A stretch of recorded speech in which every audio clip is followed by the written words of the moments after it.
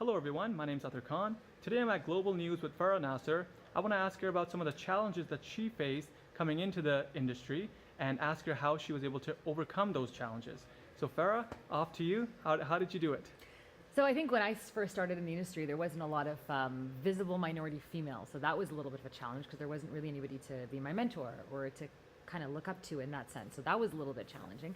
But I think when I was in the industry, when I started off, I was at Rogers Television. It was a cable station in Mississauga, and I just did everything. I mean, I rolled teleprompter, I shot camera, I edited, I would do people's makeup if they wanted. I was just there from like the beginning to the end of the day, and I just said, I'm here. I'll do whatever you need me to do because I just wanted to be part of the industry so bad. So I think that helped me, and people saw that I was serious. I read the newspaper. I got to know what was happening in the world. I learned how to write better, and I think I just really worked hard and I worked smart.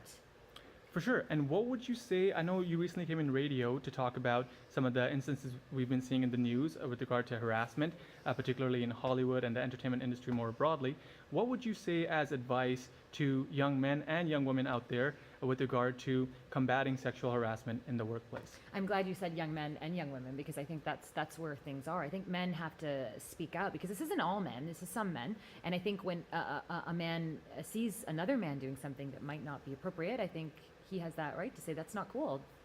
That's not how we should talk to somebody. Or did you think about how that person might feel when you say something like that? For young women going through it, I think now, especially now with everything that we're hearing and what we're seeing in the news and why this is becoming so prevalent, I think you should talk about it. I think you should report things that make you feel uncomfortable. I don't think that you should ever feel uncomfortable. And if you do, and your gut tells you do, then something's wrong. And I think you should try to rectify the situation. I know it's scary. I know, especially when you're starting in the industry and someone might say something and make you feel uncomfortable. I know it's scary because you think, will I keep my job? But that's the whole point. That's why this conversation is coming up right now. And it's so good it is because you shouldn't have fear. If something is making you feel uncomfortable inside, it's probably wrong.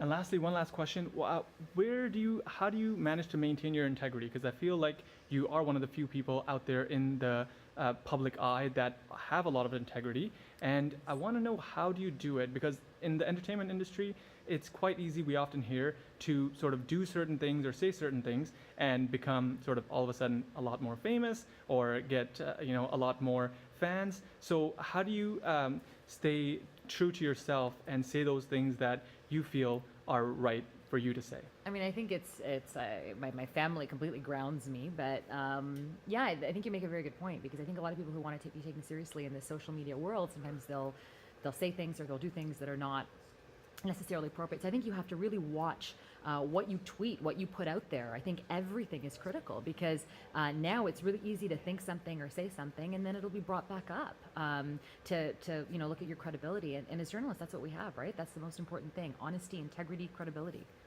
Absolutely. Thank you so much, Farah. I really appreciate your time. Thank you.